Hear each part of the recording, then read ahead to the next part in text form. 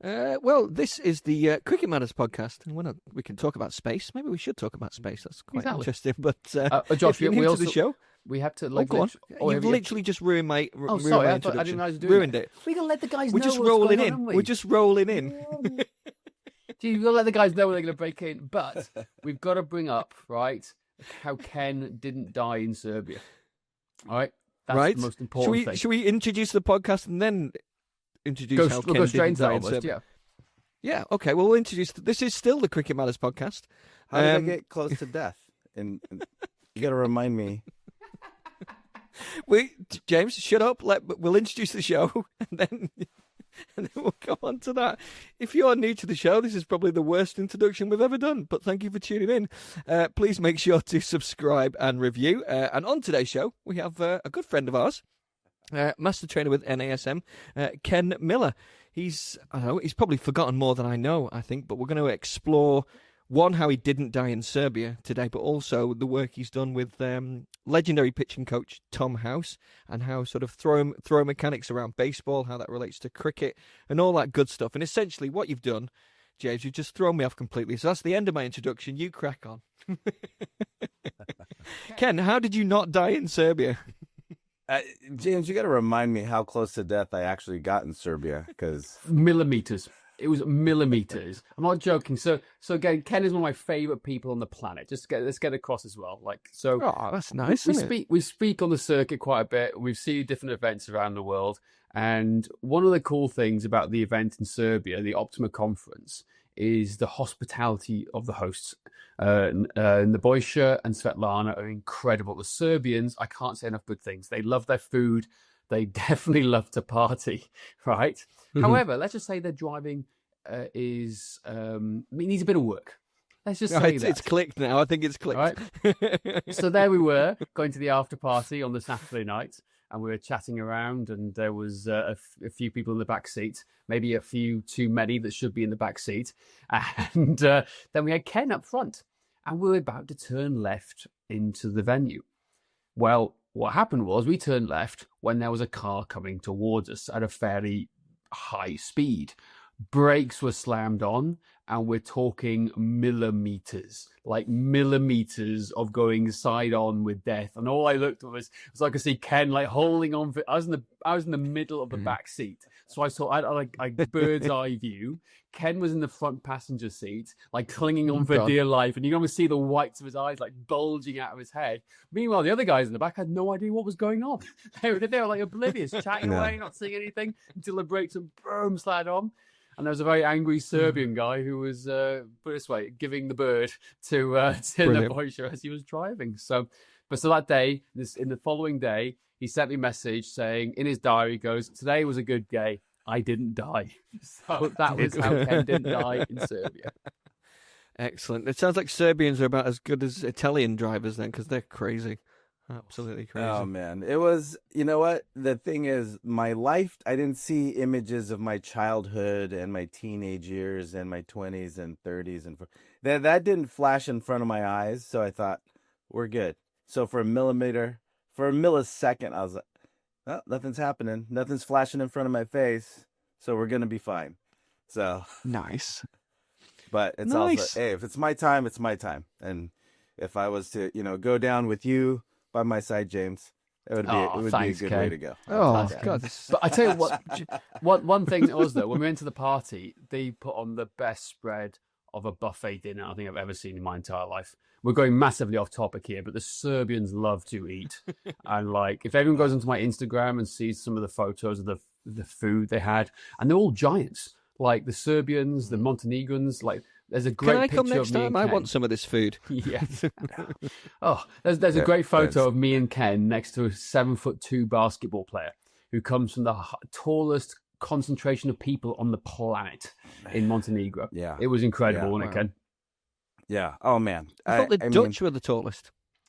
Tallest people per country, but in Montenegro, there's one section of area where it is the highest concentration of tallest people in the world. Wow. Mm-hmm. Yeah. My first year, 3 years ago, when I was first there in Serbia and working again with Svetlana and Nebojša and the team, I took a picture between two of those guys. and I mean, I was up, their armpits were up here. I mean, and then I mean, from my background, being Filipino, it doesn't do me any favors, but I'm 5'9". I'm okay height, but still, I was up to their armpits, and I show everybody, and everybody, you look like you're 4 or 5 when Yep. you're. Well, can you imagine taking me then? That'd be Yeah. ridiculous. Yeah, you're looking at some belly buttons, Josh. Oh, man, it was incredible. But Brilliant. going into this though, like again, before we Yeah. asked Ken to introduce himself to the world, like it was like I've known Ken for years now, and we've speaking the circuit about fitness stuff. I went to quite a few of his presentations during that weekend, and I always pick stuff up. So again, those things you forget, and like Ken kindly reminds me of stuff, and it's like I took some stuff away from it. But the biggest thing was the conversations we had around the conference. Partly when we're being thrown out of the gym because we were doing a video that we weren't allowed to do. There was that element. I'm told off by some angry Serbian lady who didn't want to mess around. And then it was the conversations in the bar and stuff afterwards. Like, I knew he was into baseball. I knew he did baseball, but I didn't realize how high and how involved he was with baseball. And it was like a massive like light bulb dirt moment for me. He goes, oh my God, I haven't picked Ken's brain about this before. And we started picking it, and I thought it'd be a great opportunity to get him on the podcast and talk about it. So, Ken, I think a good 30-second overview of who you are, where you come from. Then I'd love you to tell us, who's Tom House? And let's just go straight into the baseball stuff pretty much straight away. All right. Well, thanks. And again, always an honor and pleasure to see you guys. We don't do this nearly enough as far as being able to, just even talk, like you said, James, a lot of the event is not just about being in front of the attendees and teaching what you teach, but it's as far as the presenters go, it's being able to exchange information and look at best practices as far as, or like what you just said, it's figuring out, okay, I had no idea about you, right? About that side of you. But the thing about it is just it's just the people, right? It's about exchanging information at different levels. But to your question, as far as I'm concerned, I own a training facility called Training Station here in the Bay Area by Oakland, California, in the USA. It's a personal training studio, and where I train my clients, a lot of them do revolve around the sports of baseball and golf. And, and I do work with people of different backgrounds and different goals, different things that they want to achieve. And a lot of it has to do with just feeling better overall. And, a lot of my clientele are in their 40s and 50s and 60s. And my oldest group of guys are in their 70s, approaching their 80s right now. But a lot of it comes down to the commonality of, if you're active, you want to stay active. If you're not active, you want to get active. So when we relate that to who I've had the honor and pleasure of working with in my work history, being a former strength conditioning coach at the university, working with American football, gymnastics, golf, softball, and also having the opportunity to work with injured athletes of the different sports. So I've worked with water polo, baseball players over there, but that's led me to the opportunity to work with, as you mentioned, Tom House, who you can look at as the original return to play coach, right? So he was working with baseball players like Nolan Ryan, Randy Johnson, and then over the years he's worked with quarterbacks. So we're talking about Matt Ryan, Tom Brady, and these elite NFL quarterbacks. So throwing is throwing when you look at some of the things that Tom has done, when you look at the sequence of the throw from foot to hand. Where are you missing range of motion? Where are you missing stability?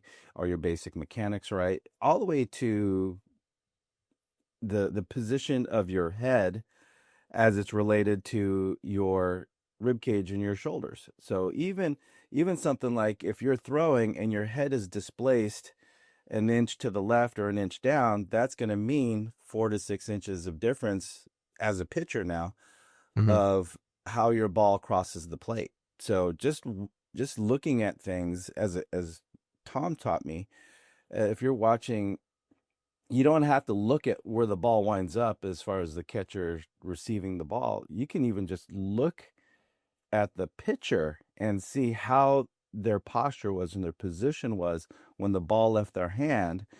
And that's one of the amazing things about working with Tom, is that he would just look at the pitcher. He's not looking at the catcher and see where the ball landed. He's looking at the pitcher and saying, that ball was low and away, wasn't it? Right? So Wow.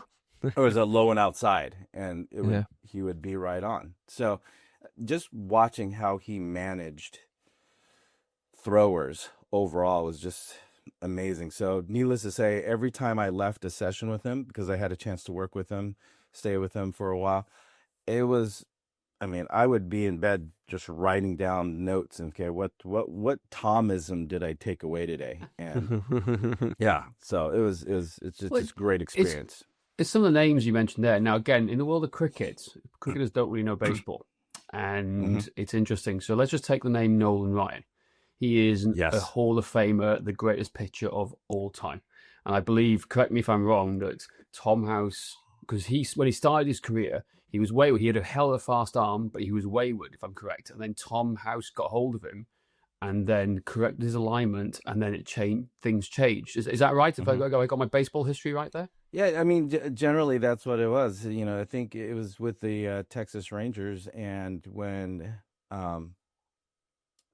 when it came to, or Houston Astros, I can't remember. He was working with Nolan Ryan, and worked on some mechanics with him this is over years, right? I mean, and we're talking about Nolan Ryan, who his last pitch was over 100 miles an hour. So at the end of his career, he was able to get the velocity and throw a ball over 100 miles an hour, which some players struggle to get if they ever get it. So to get a guy who's in his 40s to throw that hard still is just amazing. And it's just a testament to proper training, diligent and consistent training. And, when I've talked to Tom about, how he trains, because if there was any opportunity to pick someone's brain, his was the brain to pick. Right. So from that vantage point, and the most amazing thing he was able to do with that is, like, he took that one of one, that Nolan Ryan, and he was able to create a system and a program based on, okay, what do you want to look at with foot position? What do you want to look at with the shoulders? What do you want to look at with the arm and the head position? And then, you come up with your tenements that relate to, okay, what makes it a good pitcher? And he was able to take that example, which is a great example, the best example there ever could be, and take that to, okay, how can I work with this high schooler, this college player, this professional? I love it. Look, honestly, there's so much to unpack here, but one thing I want to say before we move on further is that Ken's very modest. He's also a master trainer with NASM, and he goes around the world teaching trainers how to do what he does and the system of NASM. So again, he's not just a little owning his facility in outside of San Francisco in the Bay Area. There, he travels the world. This is why I met him on the course. And like I said, he's worked with some, like I said, not just baseball, but around the world. So it's what I always find is that some of the best coaches and strength and conditioning people I work with have done multiple sports. So, and they can bring and see and tie things together, and they seek out this information. So the golf, we're talking about TPI and the stuff that Greg Rose and the stuff that the guys do there. So he's highly qualified in TPI as well to bring everything in. But to pull it back into baseball, right? And I want to go down the throwing stuff now, because there's a lot of information to unpack here. Okay, and it's been fascinating. Since our little trip in Serbia, I've been on a spiral, like into the world of the web, analyzing baseball even more so than I had done before. And even throwing American footballs. I had the guys last week throwing an American football around, because, shout out to Sean Black, because he was saying to me, I had pain in my shoulder. I said, let's have a look at how you're throwing. I went, he's got such a long arm. There was no mechanics. So the quickest thing I could do was, hey man, you need to start throwing American football around. And that was one of the things I started doing it. And it was just fascinating. And then going to look at the mechanics, breaking stuff down. So to you, what are the fundamentals of throwing a baseball? Right? What is the Tom House, what's the Ken Miller system of like approaching this in terms of key aspects? And let's go a deep dive after that. That is a $1 billion question when you think about throwers like Shohei Ohtani, right? Literally, Yep. it is a $1 billion question. But I mean, because there is so, like you said, there is a lot to unpack when it comes to throwing the ball, right? Because the one thing, and I'll say this, when you're talking about arms and shoulders, it's very easy to look at any sport and see what the dominant limb is that's moving. Like with track, you're looking at the legs, but people don't look at arm swing, right? Your legs can only move as fast as your arms can swing, right?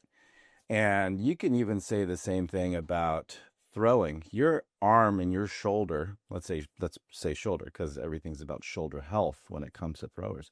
Your shoulder is only as good as your body, right? And that's the first thing I picked up from Tom, was that if you've got a shoulder problem, you've got a body problem.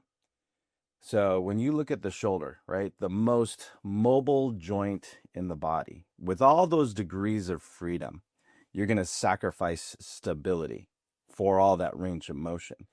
So with that, again, flexibility, range of motion, lack of stability, right? So the issue with looking at shoulder, again, looking at throwing, and this is the most concise way I can look at throwing, is because it's easy to pick on the shoulder, but if you fail to look at the core, and when I define core, chop off the arms and the legs, and everything in between is your core, which means that's your hips, right? That's your lumbopelvic hip complex, that's your thoracic spine, that's your shoulder blade, right? Your shoulder girdle.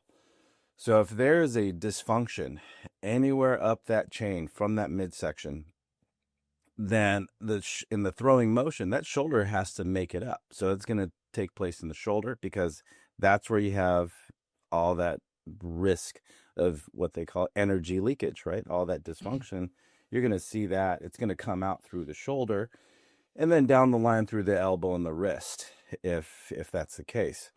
But the first thing I'll look at is how does your trunk move, right? So, and it's as easy as looking at watching somebody walk away from me and then walk towards me, because if there can be, if I'm noticing asymmetries, like they're on one leg longer than the other, or if their arm swing is asymmetrical, or if they're walking away from me and I'm looking at their back of their hands, or if they're walking towards me and I can see their knuckles, that's telling me that they're possibly flexed, their shoulders are forward, and definitely internally rotated at the shoulder girdle. So that's telling me, okay, well, there's more than just the shoulder going on. We're also looking at a spine problem, right? So when it comes to the hierarchy of things that I would want to address, I'm going to look at the center and then look at, okay, well, what does the shoulder have to say about it, right? Because it's my son's he's playing Little League Baseball right now. And, listening to the coaches, I mean, not just my coach, because his coach is great. Just coaches in general, they want to, he's got to strengthen up his shoulder. He's got to strengthen up his arm. Well, I'm looking at my son and I'm like, he needs stronger legs. He needs a stronger hip. He needs a bigger butt, right? He needs to be able to produce and reduce force, and he's got to move that trunk a little bit better for him to use that arm. So he's going to have the most powerful cannon on the field, but it doesn't matter unless his spine is working well. So that's one way to look at it. You can look at foot placement, drag line, you can look at release point, you can have all that, someone dotted up and looking at them on a high-speed camera. But to take the low tech vantage point, it's as easy as watching somebody walk away from you and towards you, to give you an idea of where you can start, and then you can prioritize from there. It's interesting you say that, because you see so many cricketers. Let's just pick on slightly on the internal rotation of the shoulders. You see it in so many cricketers. Like their shoulders are jacked up, the traps are taking over, they're internally rotated, and they have no range of motion. Now, this is an exaggeration for those watching on YouTube, right? Of how it is, but this is how they feel. That's how they look, which then massively impacts everything that they do. But in cricket, this is the thing. I don't think anybody teaches people to throw the cricket ball properly. And now, what I mean by this is that you see every cricketer just muscle it. There's no separation, right? If that makes sense, from the upper and lower body. It's just they just grab the ball and muscle it. And that's what they do. They put everything through the shoulder, and they don't understand the mechanics of, well, you generate power from the ground up. Whether you're hitting a ball, a baseball or a cricket ball, you're bowling a ball, power comes from the leakages from the ground up. And the understanding of the foot, the power, the transfer, and the lag in the arm to throw the ball. You're not muscling it. It's the lag and the whip you see the baseball goers come to.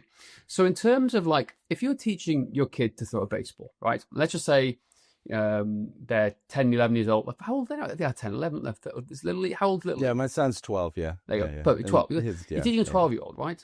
So how would you teach a 12-year-old? But then how would you teach a 16, 17-year-old the basic mechanics of like getting to throwing? Because obviously they're two different things, aren't they? Becoming a pitcher. Yeah. I mean, it comes down to drills. So I also work with kids that are in 6th grade, 6th grade and 9th grade. And unfortunately, a lot of times when I get somebody that's that young, it's because they've been hurt, right? And there's no parent that wants their kid to play a sport and play it hurt, right? So when you're talking about a little leaguer or someone who's my son's age, I mean, you can't talk about, your shoulder only has 80 degrees of external rotation and you're only getting 10 degrees of separation between your shoulders and your hips. And, that's, I don't know what you just said to me, but okay. But let's people on the podcast listeners now go, I have no idea what you just said to them either. So it's okay. It's fine. Either, yeah. It comes down to, if me as an observer and I see that my son needs to get more hip rotation, I'm going to say, okay, I'm going to throw him some drills, some warm-ups to get him to get that hip separation. So the one thing about what I like to do is when I watch American football, and I'll say American football, and I'll watch the pregame. So when they're showing the quarterbacks warming up, and they'll show it a little, not so much for American baseball or for baseball, but they'll show these hip drills where they're holding their arms up and they're just, I know you can't see my total eye, but they're turning their hips. They're just turning their hips. So if they're a right-handed thrower, they have their arms up, their shoulders might be poised to the right, and they're just turning so they're walking down the field, they're marching down the field, and they're just turning their hips to the left, to the left while they're keeping their shoulders back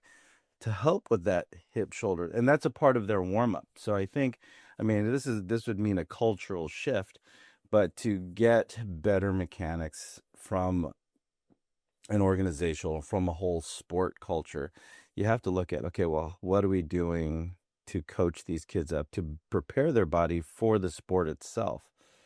So, even taking flexi karaoke, right? You've seen me do that, where you just hold your arms up in a goalpost position and you're doing a karaoke with your lower body. And that's to help with that hip shoulder separation, get the trunk muscles warmed up. Because when you look at traditionally what they do to warm them up is they just toss, catch, and then they step away farther and farther and farther from each other as they toss, catch. And then they'll do some grounders, do some hitting drills, but they're not doing anything to improve. culturally, it's not out there. Most people can't do karaoke correctly. That's the problem. Yeah. And that's the thing, right? So it comes to good S&C, good strength conditioning coaching. But it's that thing that you guys have is where you're knowledgeable about a sport and you're knowledgeable about strength conditioning, and you know what to look for, and you know how to combine it, and you combine it as far as just like you would take somebody through a workout, right? You don't just tell them, okay, go grab those 20 kilo dumbbells and start pressing. You got to warm up the trunk, warm up the shoulders, do some balance work, and then pick up the weight. So same thing with sport. You got to get them ready for the motions and the demands of the activity, right? To get them to do what you want them to do. So when it comes to kids, and they don't care about mechanics and separation. What they want to do is, okay, I just want to play. So now it's the job of the coach to get them to, okay, if you want to play, great. I want you to be safe. I want you to be effective. I want you to be the best you can be while you're on the field. But it's my job to get you to move the way you need to move to make all that stuff happen. Right? It's incredible actually how many people can't disassociate upper body with lower body. And Yeah. you see it from golf. I'm seeing it more from cricket now, more than anything. Just for those watching, if they just want to go into imagine they're playing golf, they can go into like a 7-9 posture and try and rotate the lower half of the body without moving the upper half. It can't, or vice versa. Yeah. It's just sometimes it's a physical limitation where everything's locked down, but sometimes it's motor control where the brain is just saying, "Hey, I don't know how to do this yet." So sometimes it takes 5 minutes of just retraining the brain. Oh, actually, yeah, it's okay to do this. To make it happen, because throwing, like I said, is about disassociating lower half and the upper half of the body. Like I said, from my understanding, Ken, correct me if I'm wrong, is that the hips, the back hip is going first, and then the upper body comes, and then you're rotating into it. So if we're talking about baseball throws, if you were to describe the step-by-step how to throw a baseball to somebody who's listening on the podcast now, how would you describe it? How would you describe the step-by-step process from getting the ball in the hand to then throwing it at first base, for example, or something, or even pitching it? Yeah. Well, just take a basic throw, right? So if I've got a ball, I've got it in my hand. One of my kids' coaches, I heard him yelling from across the field. My his feet were stuck, and one of the things he yelled at my son was, "Throw with your feet." And I thought, that's amazing, right? So to go into your question, as far as throw, it all starts with the feet, right? Because it's literally where the rubber meets the road. It's where their foot interacts with the ground, and you're taking that ground reaction force. So when I push my foot into the ground, unless the ground collapses out from under me, that ground is pushing right back up into my foot, and that's energy coming into the body. So it starts with that step, right? So if I'm going to throw just a basic throw, I'm going to take that little step, and then that's what sets the whole chain of events happening. So that force comes up through my foot, through my ankle, through my knee, through my hip. And this is something else to watch out for is, okay, what are the mechanics of the knee? Is the foot turning out? Is the foot arch collapsing, or is my knee collapsing in? So am I losing energy by my joints relative to the lower body kind of zigging and zagging versus taking that more direct route up the chain? So up through, so I'm a right-handed thrower. So I step with my left, right? Starts with my left foot hitting the ground, and then from there my hips start to rotate, right? So as long as my foot, knee, hip have good structural integrity, now my hip can rotate, my pelvis can rotate on my femur, right? And that's when we're talking about flexibility, range of motion. That separation starts with that hip being able to rotate over that femur. Now, because now my pelvis has, you have your sacrum, then your lumbar spine, and your thoracic spine. My thoracic spine is going to rotate, but again, my shoulder blades are riding up on my rib cage. So that starts now looking at the shoulder blades riding on the rib cage, being able to move on the rib cage. Now, if you take somebody who's behind a computer all day, right, they're tapping on the keyboard, and you're doing that 8, 9, 10 hours a day between looking at your phone, your tablet, your computer, then one of the things you have to look at, okay, well, how mobile is that shoulder blade? Because if the shoulder blade doesn't move, your upper arm isn't going to move well either. So you're talking about the scapulothoracic and the glenohumeral joint. Those series of bones working together, and then as that arm is coming through, because if that hip is leading that rotation, eventually my shoulder has to fall. And I say eventually because you don't want it to go at the same time, because there is no elasticity, there is no stretch reflex coming across the anterior part of your torso and the anterior torso. So unless you can get that separation in that sequence, and we'll call it through TPIs, that kinetic sequence, right? And then the elbow and the wrist follow. So there is a chain of events. If the events don't happen as they should chronologically, and then we're talking about milliseconds between each one of those joints being activated and having to do their part in that whipping motion, as you said, then you're not going to be as efficient when it comes to the velocity you're going to get from that throw. And I keep saying this time and time again.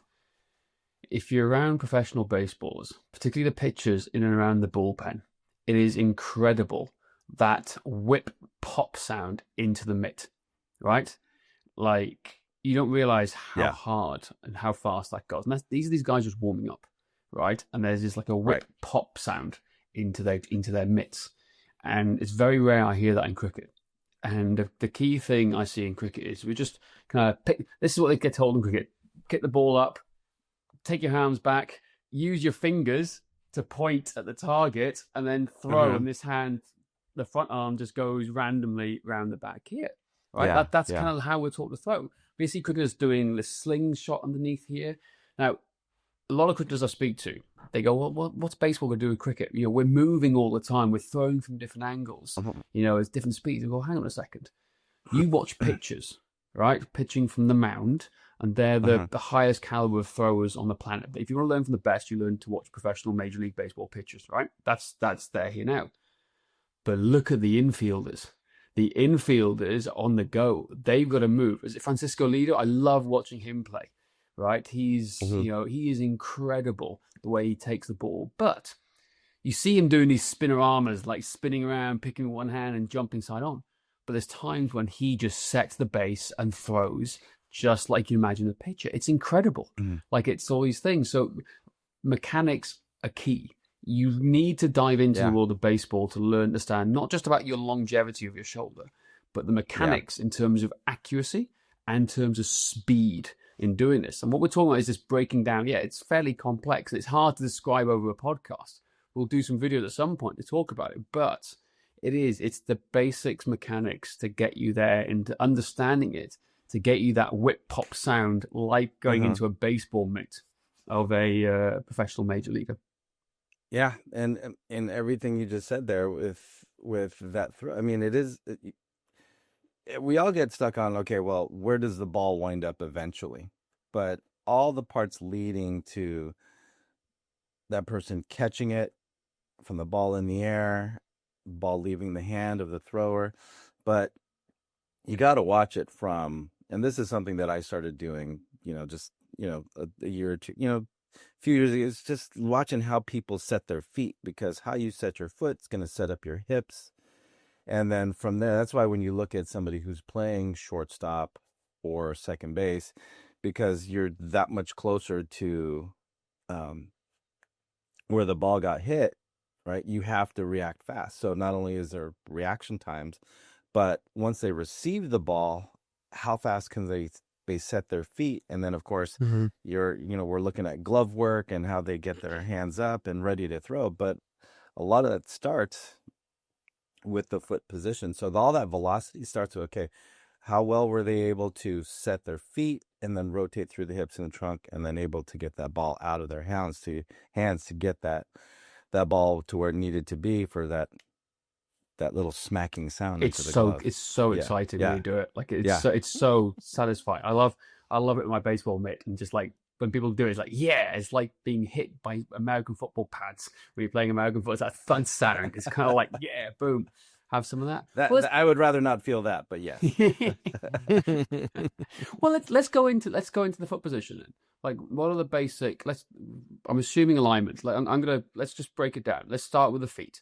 Right, what is the basic alignment you were looking for in terms of the body position? How would you set it up? Or Tom House say, what are the key things and the key mistakes people do with foot position? Well, if we're talking about the pitcher off of a mound, right? One of the things we'll look at is stride length, All right. So first and foremost, it's stride length. Are they leaving power? Are they leaving energy on the table? Right? Are they leaving money on the table by not harnessing what power that they can get out of their hips? Now, the coaches, I never grasped this side of it, but when you can look at someone's broad jump or their long jump, their standing long jump, you can get an idea of their ability to produce power. So now if I have somebody who's pushing off the rubber and striding down the mound, is somebody the pitcher taking as big a stride as they can? Because here's the thing, the closer I can get my body to the plate, right, and the closer I can get my hand to release farther closer to the plate, that's that much less distance that the batter has to judge the ball for them to hit, right? So if they're taking a short stride, right, not only are you not harnessing the power of the hips, but you're farther away from the plate and the batter has more time to judge the ball. So I've seen, now that after I learned that, and then I started watching baseball players of different levels and looking at how far they stride, and that's one of the first things you'll look at when you're looking at a pitcher is, okay, forget the accuracy of the ball for a second, but are they leaving money on the table by not being able to push off the rubber harder and farther to where they're getting the desired or the estimated stride length that they can get to now get a farther release point of the ball to the catcher, right? So when we're talking about not just foot placement, but it's about power production, being able to push and stride down, because a lot of times they don't have that requisite mobility in the hips to take that big stride, right? So that's problem number one, right? Do they have the flexibility, the range of motion through the adductors and the hip flexors to take that big giant step, and a forceful step at that, right? But then do they also have the integrity through the foot and ankle to land properly? So if it's a right-handed thrower, does their left foot have the structural stability to take that landing and then transfer that energy up through the knee into the hip to get that rotation in there? So we talk about foot placement. That's one of the first things you look at. Okay, well, how stable is this guy? How mobile is this guy? And then we can look at how strong and how powerful when they're taking that throw. So if again, that separation isn't just a left to right rotation, we're also talking about a forward and backward ability to tilt the hips, because when you're striding and you're facing your target, can they get that hip extension? That's that forward and backward motion through the hip for them to push off of the rubber, but also take that stride down the mound. Is there an optimum stride length? Is there anything you know from the years? Is there like an optimum, or is it dependent on the player and their prerequisite mobility? Well, one of the things you want to look at is it, well, generally you can look at 7 to 8 of their foot lengths. So if they walk from the rubber towards the plate, they basically go toe to heel, toe to heel, toe to heel. And can they stride out 7 to 8 of those steps? Right. So if they're falling well short of that, yeah. But that just tells you, okay, well, it's someplace to start. It's a target. It's not a hard and fast rule. It's like, you were 1 foot short or you were 1 foot length longer, right? Because there is a risk for going too far, because now you're just stretching. You got all this mobility, but can you control it? Right. Generally, it's just telling you, are you pushing hard enough and getting down the mound far enough to get a good release point? So how would that change if you're an infielder without the slope of the mound?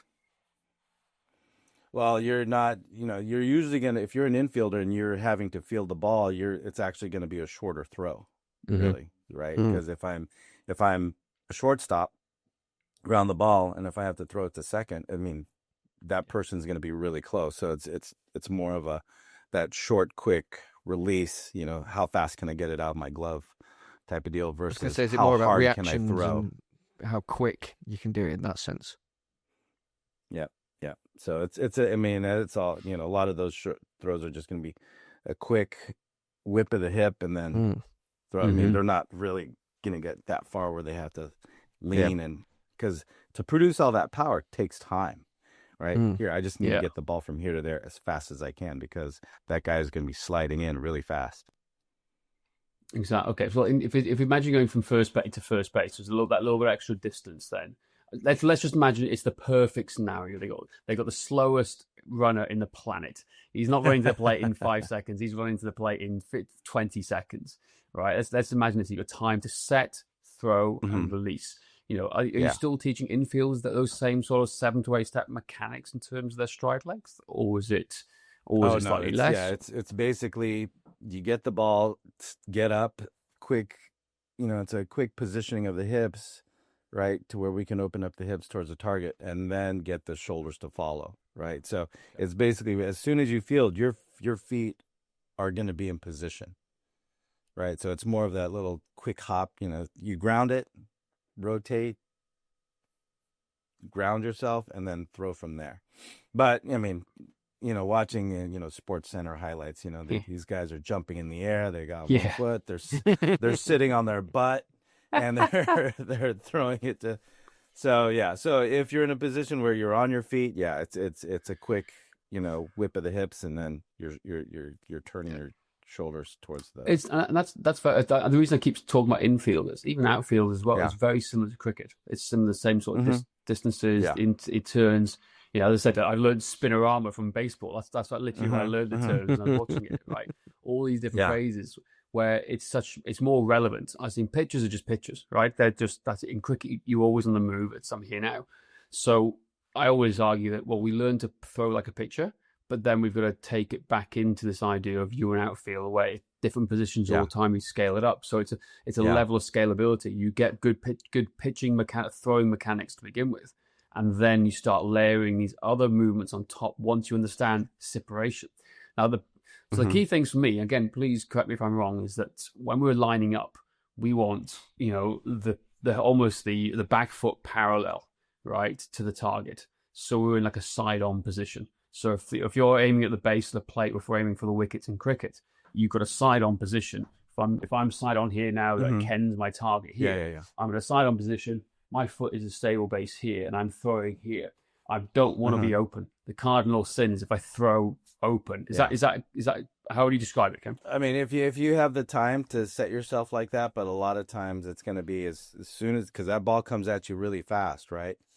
So as soon as you can, basically get that interaction with the ground, set your hips, and then you're going to rotate from there. And the way, sometimes, when I'll go out into field and play with my son, I'll hit the ball to him from different positions. So you have to be able to throw from 10 degrees, 15, from different angles from that standpoint. So yeah, in an ideal situation, you're able to set, you're able to get the hips going, like you said, get the shoulder back, but you don't have that much time. So you'll have to, when you drill, you'll have to go from different stance positions, and because once you get the feet set, your hands are already where they need to go. So as soon as you get up, boom, feet are on the ground, your hands, and that's the one thing when you watch these guys practice ground balls, they get the ball and they're already in that position, and their feet they're going to be where they're going to be,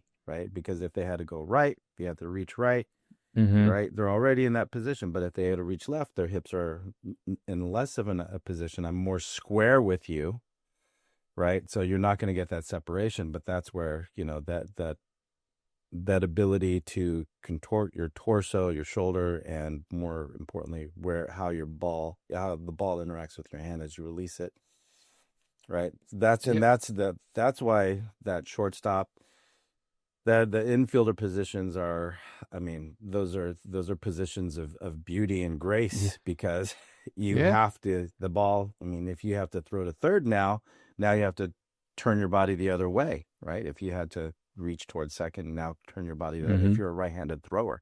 So you have to be very, very agile from that standpoint.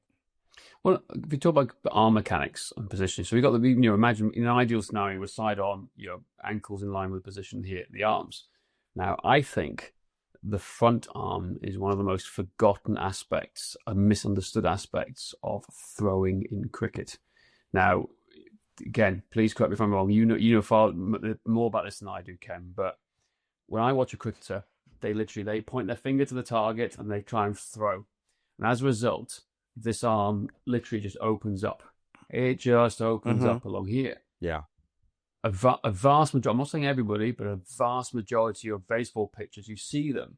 And to them, I always feel if they are, the most important part is the shoulder and the elbow, right? This front arm isn't relevant. But what you see them do is you pull in. This glove comes in, it stays tight to their chest. So there's no separation along here. It's like that drives the arm action. Talk us through front arm mechanics in baseball. What's your understanding so cricketers out there can understand a bit more about how important that front arm is? It's huge. It's huge because the way I like to look at it and the way I learned it from Tom is that if you think about it, like if you're going into battle, right? You have the sword in your right hand and you've got the shield in your left. Right? So if I'm trying to strike you, I still have to defend myself. Right? So the second my shield comes down, I'm done. Right?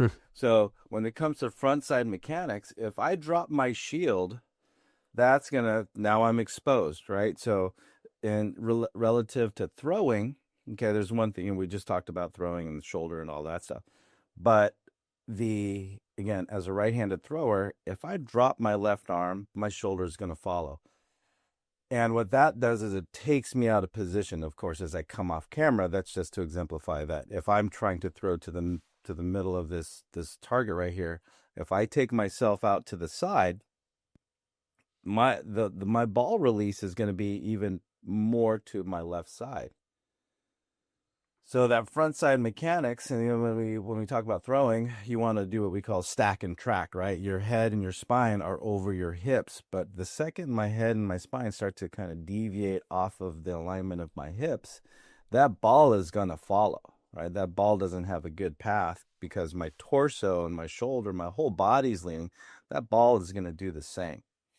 So what I like to tell, my kid or anybody that I have a chance to work with when it comes to, this is about spine health too, right? Because the more I do this, well, what's happening at my lumbar spine? I'm getting the side flex and rotation, and that's the worst combination we can do on our lumbar spine. So as I want you to stack and track, keep everything in line, that helps you get that truer rotation, right, in throwing mechanics.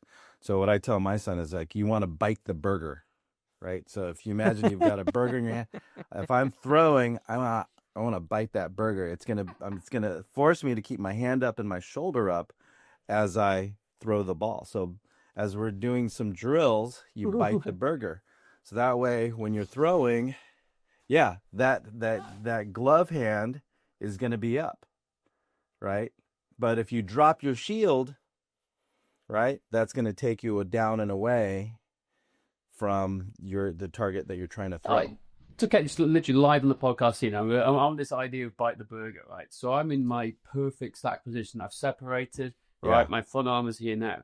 So as I'm about to release, this front arm pull initiates the whole contact. So I'm literally biting the burger, right, like this. Is that it? So it's like bite the burger, then I'm coming around and releasing, and this shield is staying here tight. The shield is staying up. Yeah, the shield is elbow tight in here as well.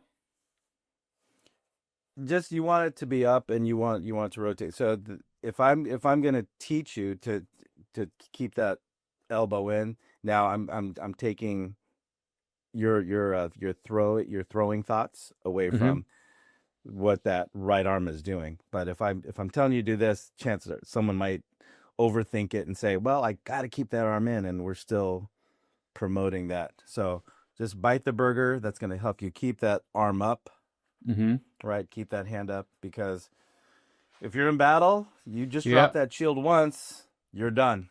I love this. So I'm liking this now. I'm literally picturing now biting the burger. So you're biting the burger here. So you don't worry about And pulling then it you down. just follow through. It's, And again, you, it only you matters. pull. Yeah. And it only matters I'm going to until correct your the technique ball there, is out of James. your hand. Ken's keeping his elbow up. You're dropping I know. it by, That's by what your I'm trying to side, work man, out. ruining it. So Ken, is your elbow up like this? It's not coming down. No, it's not coming Yeah, down. I'm biting the burger. Elbow up, right? shield. Think shield. So, yeah, okay. Shield. So I got my shield. It's God, right that's up quite. there. That's hard. That is. So it's like. Yeah, there's a whole drill for that. It's if you look up Fogels, there's a drill that it's a Fogel towel drill. Fogel towel drill. That sounds good. That sounds like it's right up our street, James. Fogle.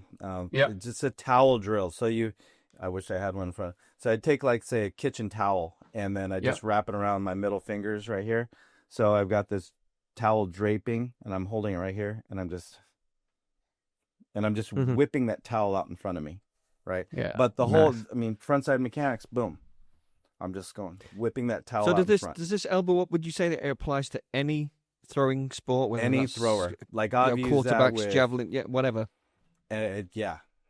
Okay. Because again, it's javelin, not a great pull throw. down then. Yeah. It's not a Stop pull pulling down, James. No, I told I'm you. trying to figure it out now, man. I'm trying to literally. This is me like playing it live on the podcast. So it's like Yeah. that Elbow. elbow. Okay, interesting. I like it. Interesting. Yeah. I like this a lot. See, Yeah, this is the break. This is no one talks about the importance of the front arm mechanics and how you do it. Never even thought about it. No, it's not. Yeah. It's the same. But Any other? You mentioned Fogel's towel drill, Ken. Any other good drills you'd recommend for throwers? There's a time. I mean, we would. We could be here forever, but any literally of your favorites? there are 2-day workshops on drills and throwing camps you can do.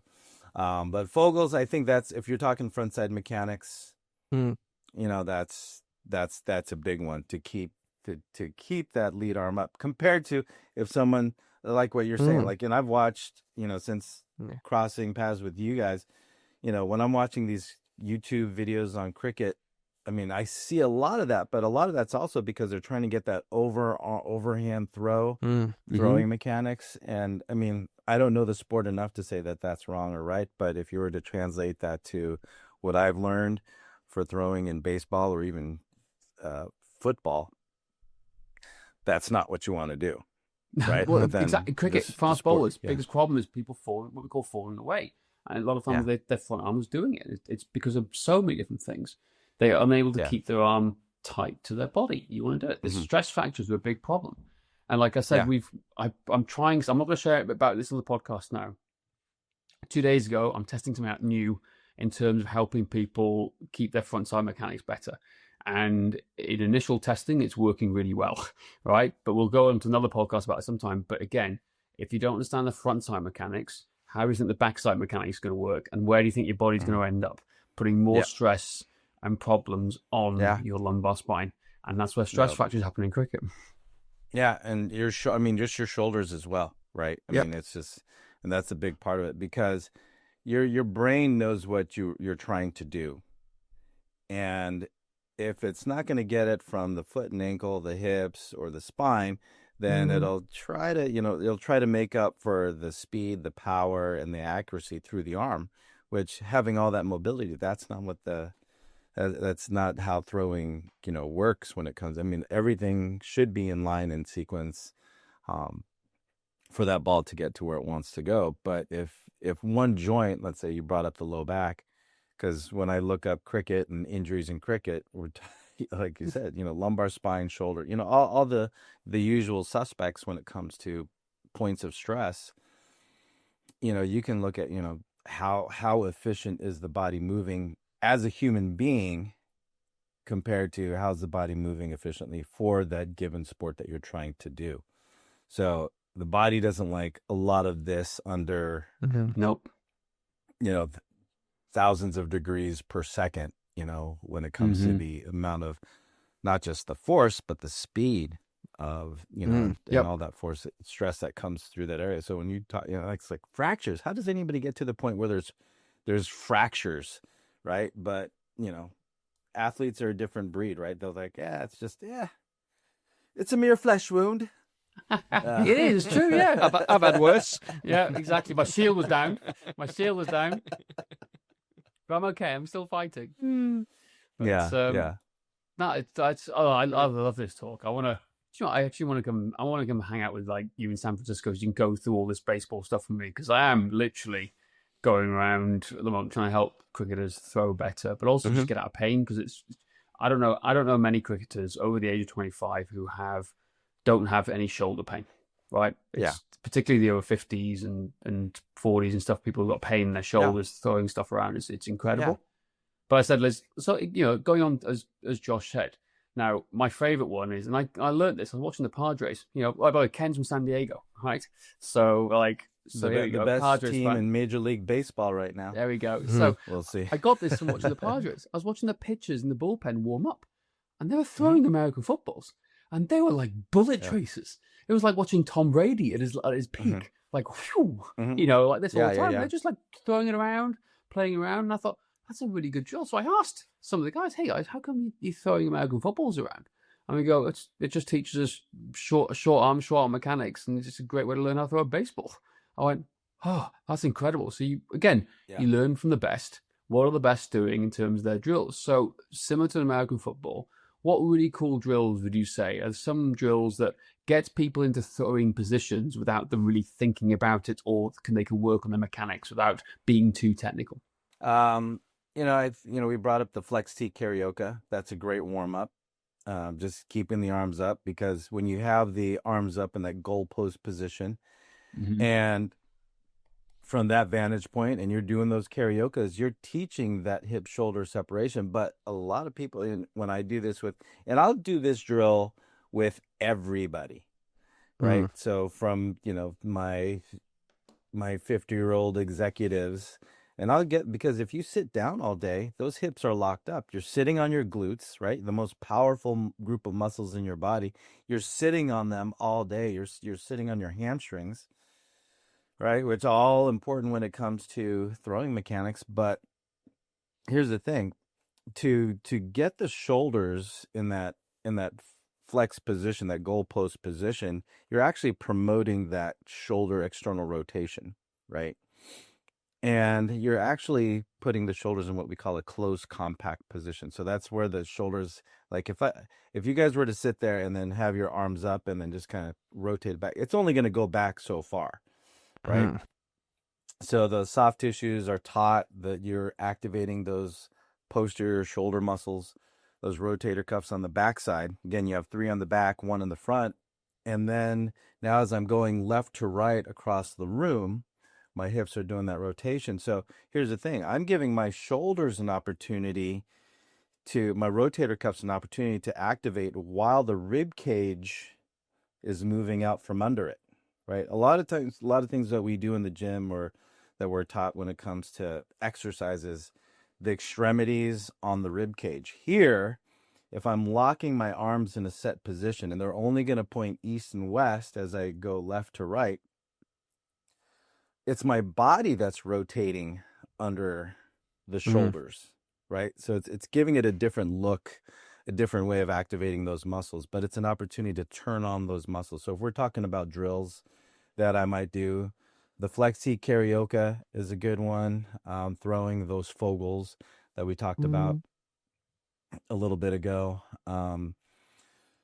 Doing that drill that I quickly mentioned when I watch the quarterbacks warming up for a football game, American football game, their arms are up and they're just turning so you'll see me turning my shoulders. So imagine now my hips are just turning, but I'm keeping my shoulders up. Yeah, like that. Yeah. So I'm just turning my belt buckle forward.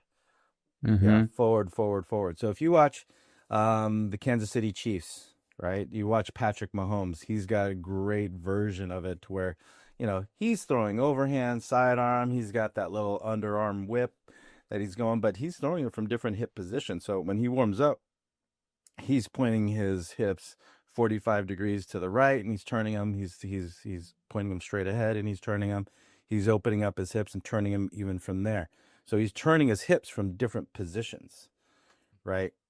So, there's a lot of drills that you can do, but I like the drills that promote that separation or even activation of those muscles that we don't have a chance to use, especially if you're talking about cricketers over 40 who have day jobs, right? This is not their full-time job. They don't have a full-time strength and conditioning coach, a registered dietitian. They don't have a physio. They don't have a massage therapist taking care of their body. They've got to sit down behind the computer. So you've got to counteract all of that static posture first, and then get them ready for sport, right? So there's two things that you have to kind of balance out here. Get you moving as a human being first, and then get you moving as a cricketer second, right? But if you take care of moving as a human being first, moving in as a cricketer will be that much easier, right? Versus going the other way. I love that. I love that expression because it's people think that they need to train like an elite athlete, but a lot of elite athletes have the basics dialed down. And again, we watched a video today, actually. The England women's cricket team were doing their analysis and performance tests for fitness. I didn't see a single movement assessment, not one. Obviously, it's probably not sexy enough. They might have done it, they might not. I don't know. But no one talks about the fact that I believe movement comes first. If you don't own the movement, that movement will come from somewhere else, which leads to injuries, problems, whether it's shoulders for throwing, lumbar binds for bowling. And I think we can learn a lot from baseball because you guys have been professional for a lot longer than cricketers have. And you've been through the heartaches, done the hard yards to help us learn a lot more from it. So I love this. It's fascinating in terms of like going, and there's so much more we could go down. But here you go, Ken. What would you say, 4 years of baseball, what are 3 quick lessons that cricketers can take away from baseball in terms of either injury prevention, training, throwing the ball? What are 3 things that you, Tom House, or people you've worked with in the past, say that do this and it'll improve your baseball? I think that point that I brought up earlier in this podcast is, if you've got a shoulder problem, you've got a body problem, right? So your perspective on how you look at injury or where you think you can improve, always look to the center of the body first, right? Look to the center of the body first, and from there, you'll see that, okay, well, my core, well, I got a 6-pack. Well, from that vantage point, yeah, so what, right? If you don't have a functional relationship between the hips, the shoulder girdle, you don't have a good relationship with everything from the shoulder on down. The next thing is, stack and track. It's that spine position, your head over your spine, over your hips, right? All too often, that little sway left to right, whether it be a couple centimeters here or there, it all adds up, especially when the ball is going to make up that compensation farther down the line when it comes to your target. And then I think the last one, the bigger point is your movement preparation, right? Your sequence of or your strategy of mobility and activating the muscles that you want to. And the reason why I bring that up as another point is when it comes to movement prep is that it's highly individual. Right. So for the 3 of us here right now, we all come to, we're all on here with our own little, list of things to do, and they're all different. Right. So, and this is where I highly encourage if you have a strength coach or a physio that can address each player's individual needs, then take advantage of it.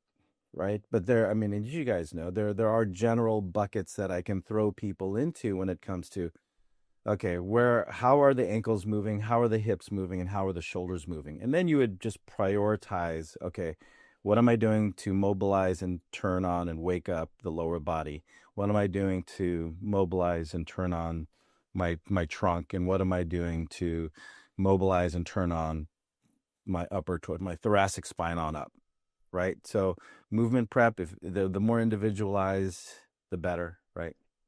Sack and track, and that's related more towards sports specific. So if I was to, I'm not a baseball coach, I'm not a pitching coach. I've just hung around baseball coaches and pitching coaches, but I am a strength conditioning coach. But when it comes to translating where one kind of overlaps the most with the other, it's stack and track when it comes to sport and strength conditioning. But the idea also of looking at one part of the body versus, okay, what's the easiest thing to pick on? The shoulder. But that takes a little bit more insight and perspective when it comes to how the body and the shoulder actually work together. Awesome. Thanks, Ken. Josh, have you got more your list of questions that we put together? Have we Oh, no, actually you've asked many just, of them? I mean, no, you've basically covered everything in a roundabout way, I guess. I think Ken's, we've talked mechanics, drills, arm care, looking at the shoulders. I think we've covered pretty much everything. I love it. We just hijacked the whole podcast, James. You're That's what welcome. I love it. Well, I'm on usual. one at the moment. He's gone down a rabbit hole, so he can't Typical shut James. up. I know, sorry, but I'm on one at the moment. I'm on literally this baseball, like pitching, throwing stuff at the moment. Like, here we go. So getting Ken on is here, and there's loads more to dive into. And I'll tell you what, I'm going to call it live on the podcast now. Ken, I'm coming to San Francisco at some point, and I want to do some drills. We'll do some videos together where we don't get chucked out of a gym. Like we were in Serbia for filming. Yeah, right. And do some stuff around the baseball ideas, because I think this is fascinating, and I think it's a lot we can learn from cricketers and use the experience from long-term baseball development and how we can help cricketers not just throw better and harder, but in terms of looking after their bodies, increase their longevity, their fun of the game. And man, I tell you what, when you get that pitch and that throw where it goes pop into the glove, or either wears wicketkeeper's gloves or the baseball mitt, you'll know, and they'll go, that's pretty damn cool. That really is. So. Yeah. I mean, I like the burger. I think that's the best thing to come out of this podcast. But I tell you what, I'd like to come to a point, and hopefully within my lifetime, we get to see 60 plus leagues, right? There's 40 plus, right? But I'd like to get to the point where somebody is taking care of their body so well that, and culturally, it's out there enough that you can form teams and leagues of 60 plus players in whatever sport. I mean, we just had the Masters tournament, and then you had, guys that were there since the 80s. We're talking, we're in 2020, right? So I'd like to see that happen with not just cricket, but all sports. But when you think health first, performance second, that's ultimately what the goal is, right? Love it. Yeah. Absolutely love it, Ken. Thanks, It's been really great, mate. Nice to see you. Nice to speak to you again. If people want to know more about you, where can they find you? What are your digits for Instagram and etc.? TikTok, if you're on it. Are you on TikTok yet? Oh no, no. KenMillerPT.com. If you're going to go to my website, it's a lovely website, KenMillerPT.com, and if you're on Instagram, KenMillerPT. So I just try to keep that going right there. Yeah, love it. Yeah, lovely. Yeah. He has got a lovely website, hasn't he, James? Really nice. Yep. Yeah. Yeah, and you can reach out to me, Ken at KenMillerPT.com too. So there we go. Ken at KenMillerPT.com. Yeah, that's it. Fantastic. James, thank you. Ken, thank you so much, mate. It's been an absolute pleasure. That is it for today. Please don't forget to rate, review, and subscribe. And if you'd like our free training plan, then go to cricketmatters.com/train. And remember, our goal is to make you a better cricketer.